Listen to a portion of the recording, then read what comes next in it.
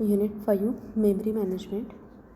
So, first we will see what is memory management. So, memory management is the process of controlling and coordinating computer memory,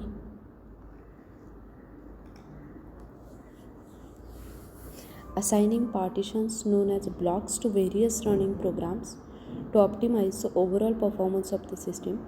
It is the most important function of an operating system that manages primary memory. It helps the process to move back and forward between the main memory and execution disk. It helps OS to keep track of every memory location irrespective of whether it is allotted to some process or it remains free. So, the management of main memory is an important issue in design of operating system. Memory management is primarily concerned with the allocation of memory to a requesting processes. A process cannot run after before a certain amount of memory is allocated to it. In single process system, the main memory is divided into two parts. One part for operating system and second part for the program which is currently being executed. So the memory management is a single process system in travel. In multi-programming environment, multiple programs reside in the memory at any instance of time. Operating system has to accommodate a multiple program in the limited memory. The memory needs to be allocated efficiently to pick as many processes into memory as possible. So the memory management system can be divided into two classes. One is memory management without swapping and second is memory management with swapping and paging.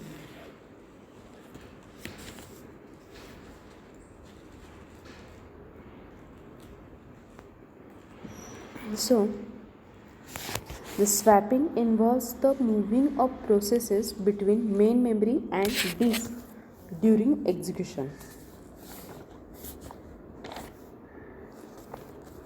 The swapping and paging are necessary as the size of the main memory is never sufficient to fully accommodate all running processes. The memory management schemes are required to satisfy the following requirement. One is relocation, second protection, third sharing, next logical organization, and the next one is physical organization.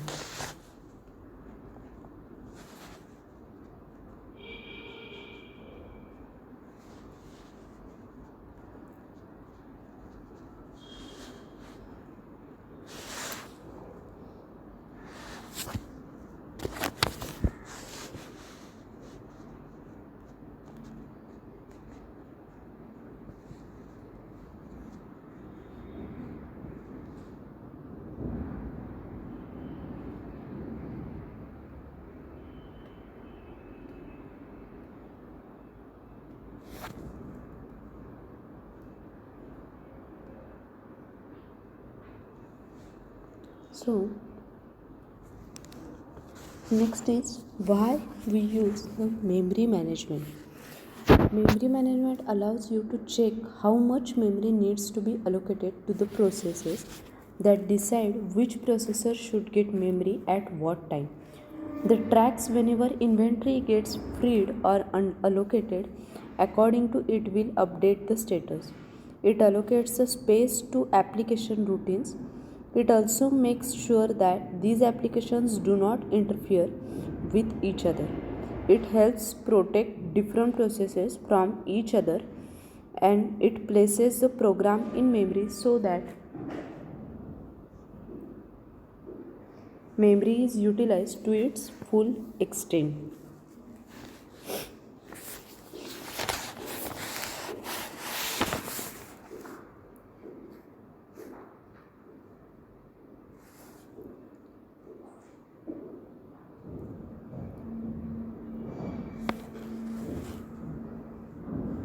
So, memory management ideally programs want a memory that is large, fast, and non volatile. Memory hierarchy it has a small amount of fast, expensive memory cache. Some medium that is speed medium, some medium speed, medium price main memory, and gigabytes of slow cheap disk storage. So memory manager handles the memory hierarchy. Now this diagram shows the basic memory management. Monoprogramming without swapping or paging. So there are three simple ways of organizing memory and operating system with one user process. In first diagram, it has a user program and operating system in RAM. In second, it has a user program and operating system in ROM. And the third is operating system RAM, user program and the device drivers in ROM. So this is monoprogramming without swapping or paging. Now what is monoprogramming without swapping or paging? Without swapping means this is the simplest memory management approach. The memory is divided into two sections. One part for the operating system and the second part for user program.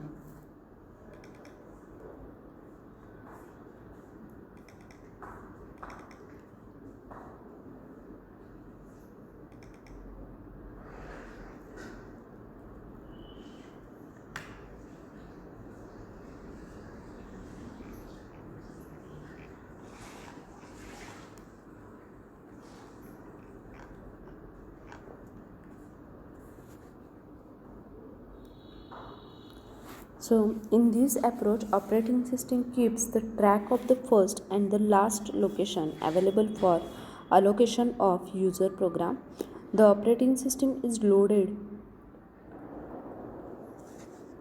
either at the bottom or at the top. The interrupt vectors are often loaded in low memory. Therefore, it makes a sense to load operating system in low memory. The sharing of data and the code does not make much sense in a single process environment. The operating system can be protected from the user program with the help of fence register. During the execution of program, if the address generated is below the fence, then it can be tracked. So advantage of this type is that it is simple management approach, and disadvantages. First is it does not support multi-programming. Second, there is lower utilization of CPU and memory. The CPU sits idle when a running program requires some input output. And third is memory is wasted.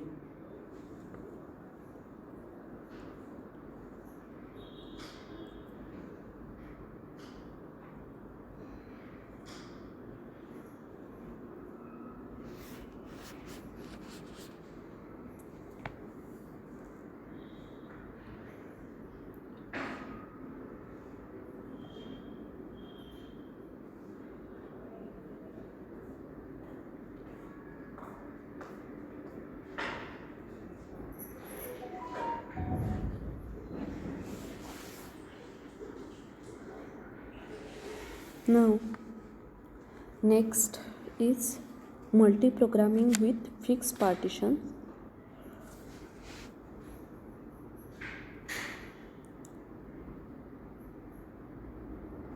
So, memory partitioning scheme with fixed number of partitions was introduced to support a multi-programming.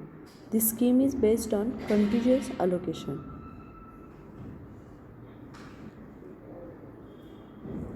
Here each partition is a block of contiguous memory. The memory is partitioned into a fixed number of partitions. Each partition is of fixed size. Each partition can accommodate one program for execution, and the number of programs, that is the degree of multi-programming, is bound by the number of partitions. So memory is partitioned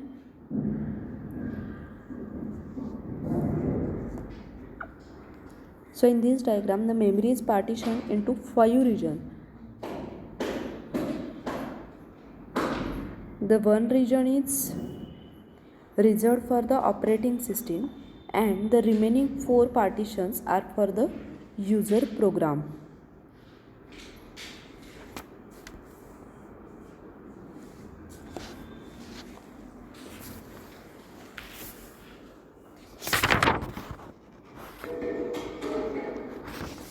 So partition table means once partitions are defined, the operating system keeps the track of the status, that is whether allocated or free of memory partition, and it is done through a data structure which is called as partition table.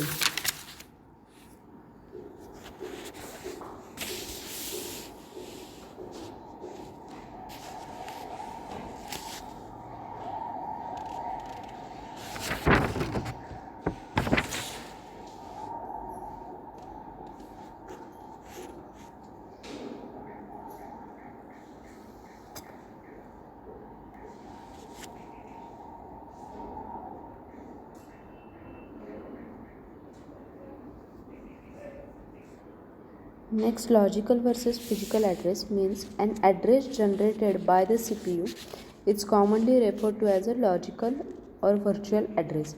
The address seen by the memory unit, that is the address loaded into the memory address register, is known as physical address.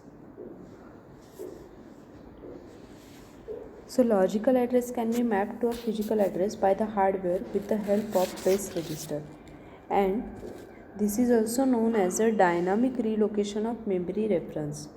When the process is scheduled, the base register is loaded with the starting address of the partition. The physical address of an instruction stored at an offset is given by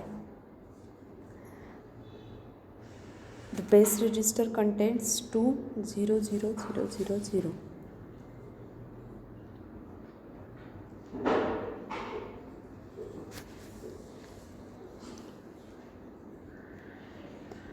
Next is the protection and sharing.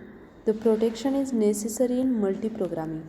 The operating system should be protected from the user processes, and a user process should be protected from other user processes.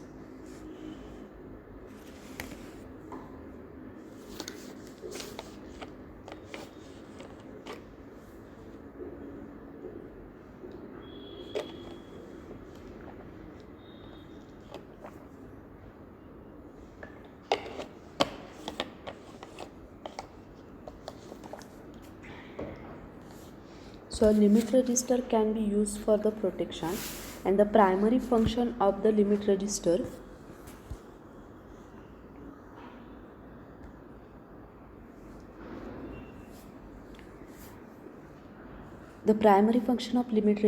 is to detect attempts to access a memory location beyond the boundaries of the partition.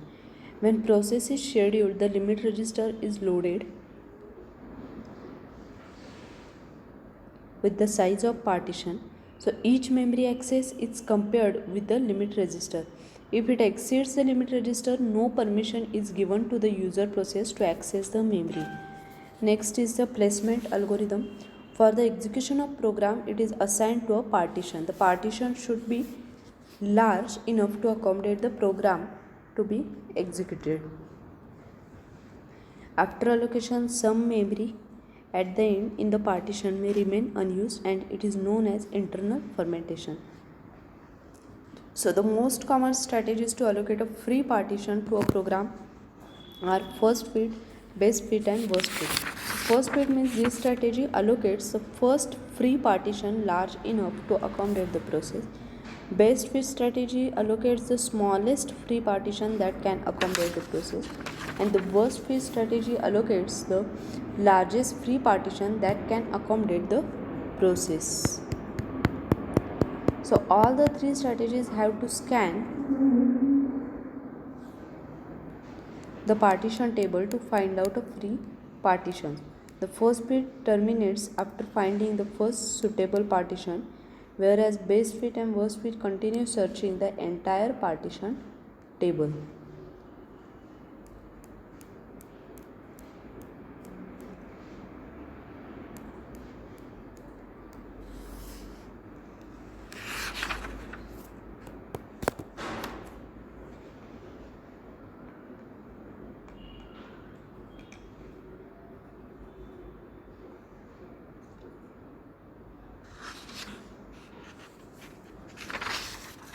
So there are some disadvantages of fixed partition. There is no single program or the process that may exceed the size of the largest partition in given system. It does not support a dynamic data structure. It limits the degree of multiprogramming, which in turn may reduce the effectiveness of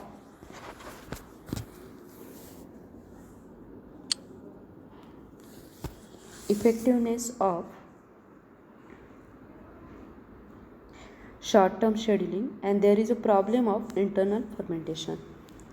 So these are the disadvantages of fixed partition. Next is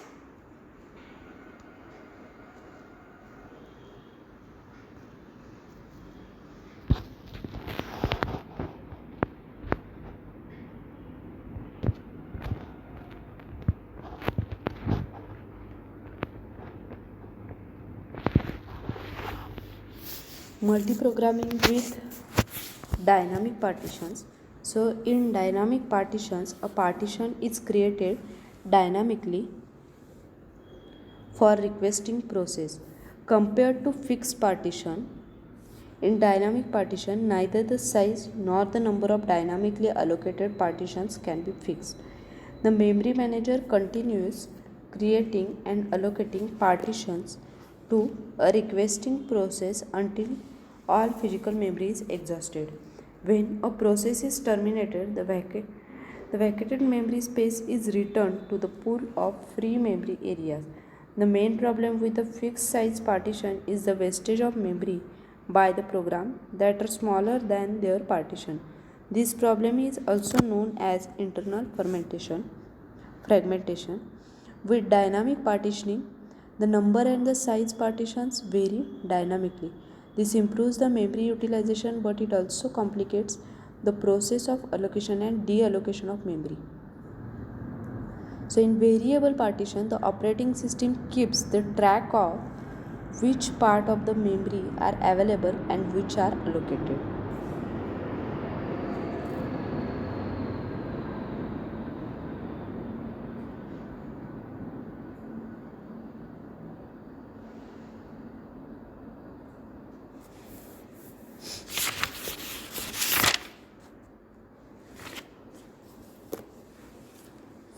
So there are some advantages of dynamic partitioning, that higher utilization of memory. It supports a dynamic memory management and the size of the process can grow during runtime and there is no problem of internal fragmentation. Disadvantages of dynamic partitioning is that dynamic memory management require lots of operating system space, time, complex memory management algorithm, and compaction is needed due to the external fragmentation. It is a time intensive algorithm.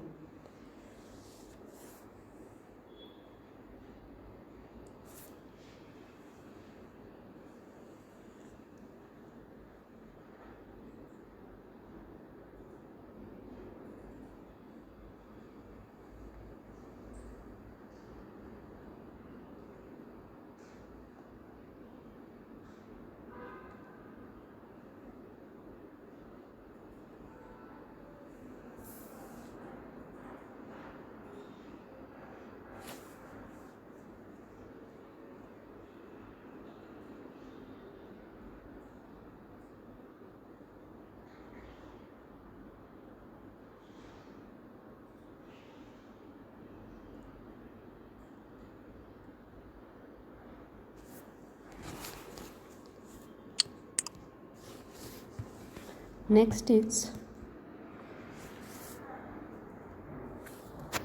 swapping. So what is swapping?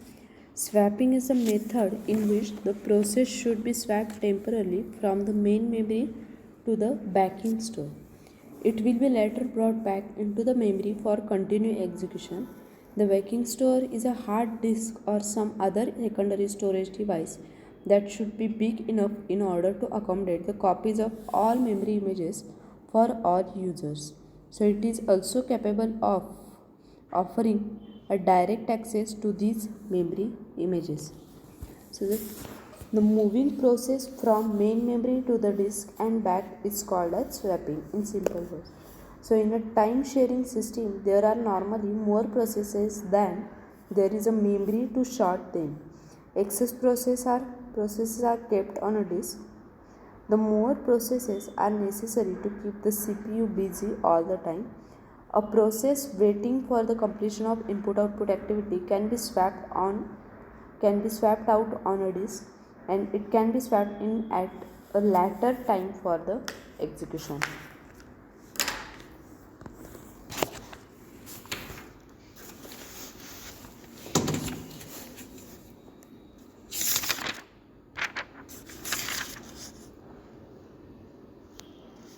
So this diagram shows the swapping. It has a users in main memory. It has a user space and operating system, and second part is the secondary storage. So process 2 swap in to the user space, and process 1 swap out into the secondary storage. So a process can be swapped temporarily out of the memory to a backing store and then brought back into the memory for continued execution. Backing store means fast disk large enough to accommodate the copies of all memory images for all users, and it must provide a direct access to these memory images. Rollout or roll-in means swapping variant used for the priority based scheduling algorithm, and lower priority process is swapped out so higher priority process can be loaded and executed. The major part of the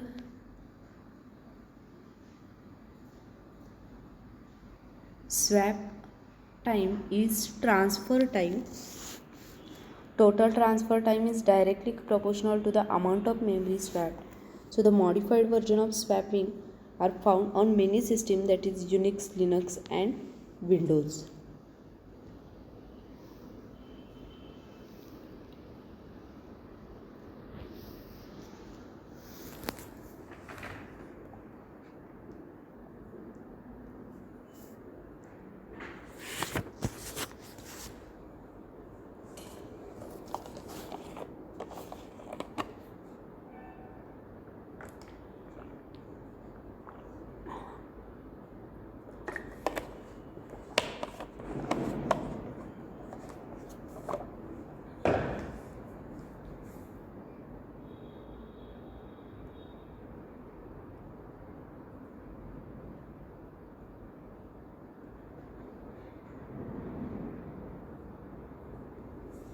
So the next is benefits of swapping.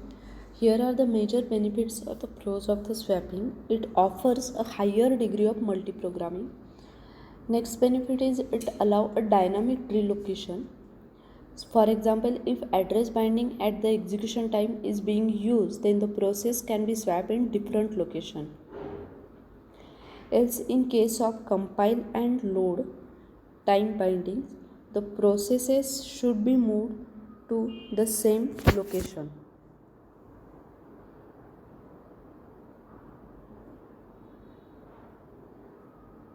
Also, it helps to get a better utilization of the memory.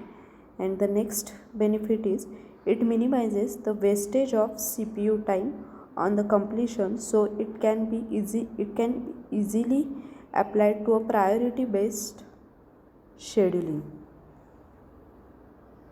method to improve its performance. So this diagram shows the swapping. Here is the memory allocation changes as the processes come into memory and the leave memory, and the shaded region here shows the unused memory. So in all diagram, the bottom part is the operating system.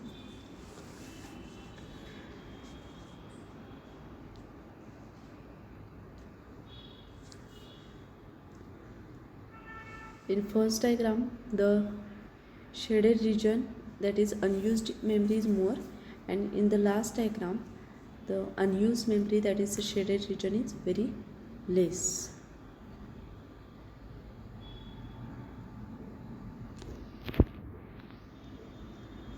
So allocating space for growing the data segment and allocating space for growing stack and data segment, the diagram for this The swapping is shown here.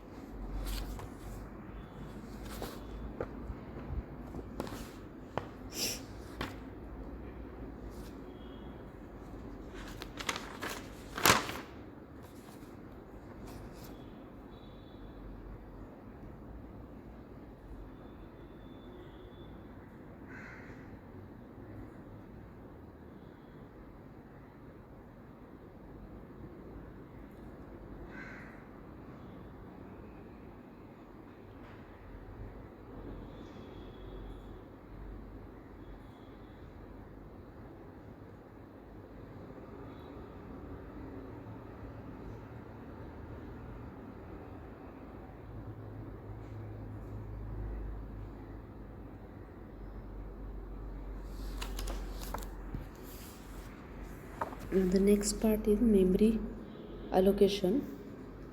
The memory allocation is a process by which computer programs are assigned a memory or the space.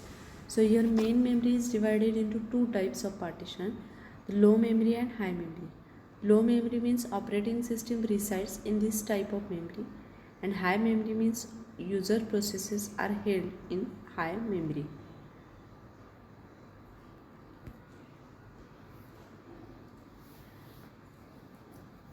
Next is paging. So paging is a storage mechanism that allows operating system to retrieve a process from secondary storage into main memory in the form of pages. In the paging method, the main memory is divided into small fixed size blocks of physical memory, which is called frame. The size of the frame should be kept the same as that of the page to have a maximum utilization of main memory and to avoid external fragmentation. Paging is used for the faster access to data and it is logical concept. So paging is a memory management technique that permits a program's memory to non-contiguous into physical memory. This allows a program to be allocated a physical memory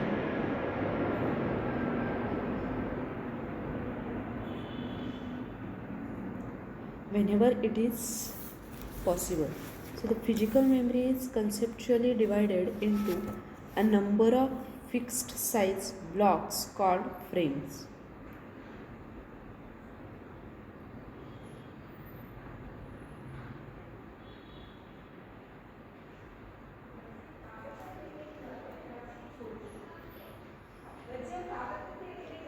The virtual address space or the logical memory of the process is also broken into the blocks of the same size called pages.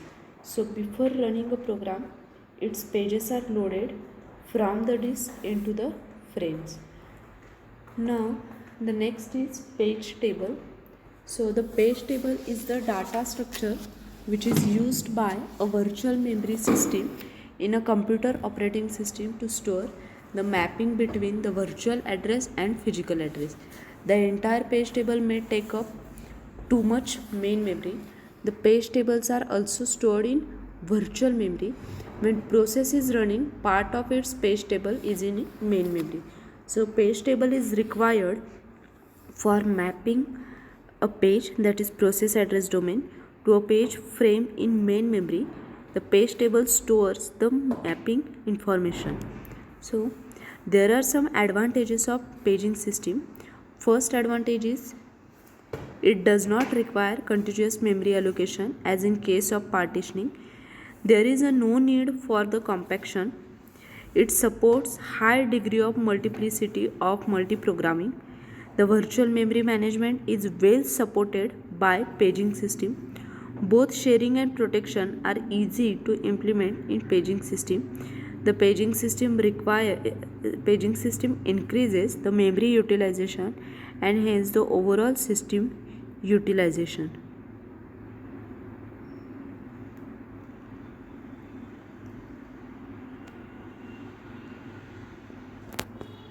Next is page size.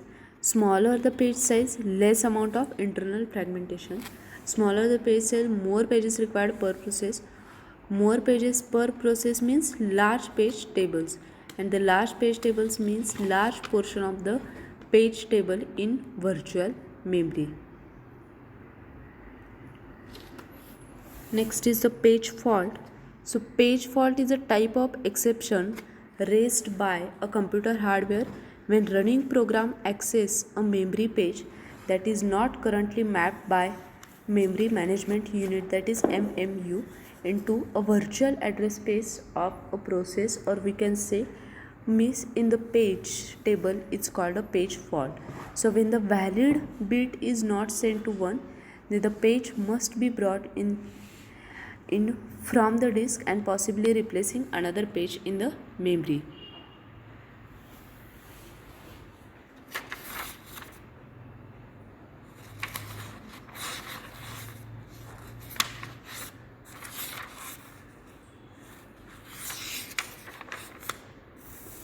So the paging and address translation. The mechanism for reading a word from the memory involves the translation of virtual address to a physical address. The concept of paging can be used to do the translation. The virtual address space of a program is divided into fixed length unit called pages. Each page consists of blocks of the words that occupy contiguous locations in the main memory. Each page is mapped to a fixed location in main memory called page frame. The page table stores the mapping information, and the address generated by the processor to fetch a word memory can be divided into two parts, that is virtual page number and the offset. So high order bits are interpreted as a virtual page number, and these bits can be used to fetch the corresponding page frame number from the page map table. Low order bits of the address give the offset, and it specifies a particular byte within a page. When particular process is running, a register holds the starting address of the page table for that process, and this register is also known as a page table base register. By adding the virtual page number to the contents of page table base register, the address of corresponding entry in this table is obtained. So each entry in the page table includes some control bits that describe status of the page, validity of the page, and whether the page has been modified.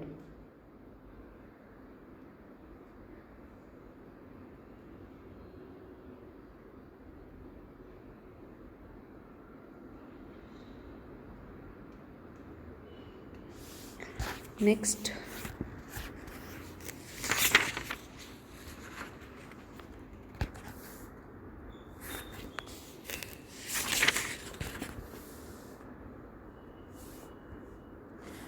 is partition allocation. Memory is divided into different blocks or the partitions. Each process is allocated according to the requirement. The partition allocation is an ideal method to avoid internal fragmentation. So there are some various partition allocation schemes. The one is first fit, best fit, worst fit, and next fit. We have already seen it. So first fit, in this type the partition is allocated which is the first sufficient block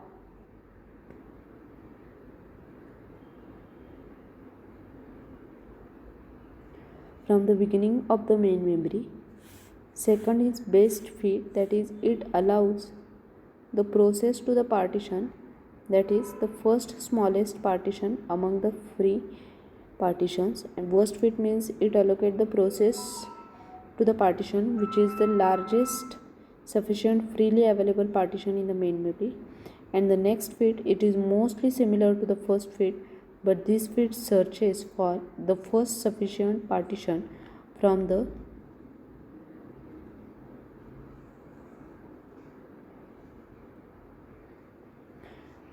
last allocation point. Now, what is fragmentation? The processes are stored and removed from the memory, which create a free memory space, which are too small to use by other process. So after some time, the processor not able to allocate to the memory blocks because its small size, and the memory blocks always remain unused, is called fragmentation. This type of problem happens during a dynamic memory allocation system when free blocks are quite small, so it is not able to fulfill any request. Next is demand paging. It brings a page into memory only when it is needed. So less input output needed, less memory needed, faster response and more users. And the page is needed, then it is to the reference to bit. Invalid reference is aborted and not in memory is bring to the memory. So this diagram shows the demand paging transfer of the page memory to the continuous disk spaces. So in demand paging, the paging system must be multi-programmed very effective. The paging system made multi-programming very effective. The fetch policy determines when a page should be brought into the main memory. There are two common alternatives, demand paging and pre-paging. Demand paging simply means that each page of process is brought in only when it is needed. When process is first started, then there will be many page faults. As more and more pages are brought in, the principle of locality suggests that most future reference will be to pages that have recently been brought in. So after a time, the number of page faults should drop to a very low level.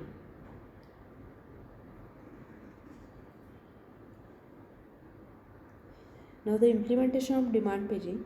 To implement the demand paging, operating system keeps a track of which pages are in memory. The page map table contains an entry bit for each virtual page of the related process, and for each page in memory, the page map table points to the actual location that contains the corresponding page frame, and entry bit is set and marked as a yes. If particular page is not in the memory, then the corresponding bit is reset and marked as a no. If the program tries to access a page that is not in memory, then page fault interrupt occur. In response to page fault, operating system brings in the page in demand from the secondary storage, and the sequence for the steps in handling of the page fault consists of: if process refer to a page which is not in the physical memory, then an internal table kept with a process control block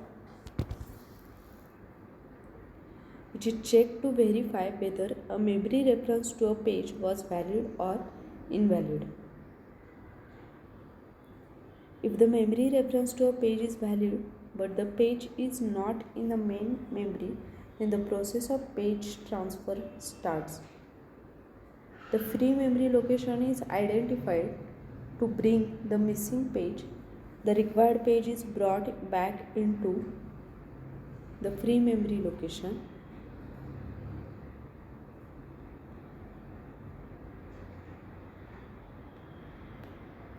Once the page is in physical memory, the internal table kept with the process and the page table is updated to indicate the page is now in memory, and then restart the instruction that was interrupted due to the missing page. So the advantages of this demand paging is, with demand paging it is not necessary to load and enter entire process into main memory. It is possible for a process to be larger than the physical size of the main memory. With demand paging, only a few pages of any process are in memory, and therefore more process can be maintained in memory, and there is a time saving because unused pages are not swapped in and out of the memory. So these are the advantages of demand paging.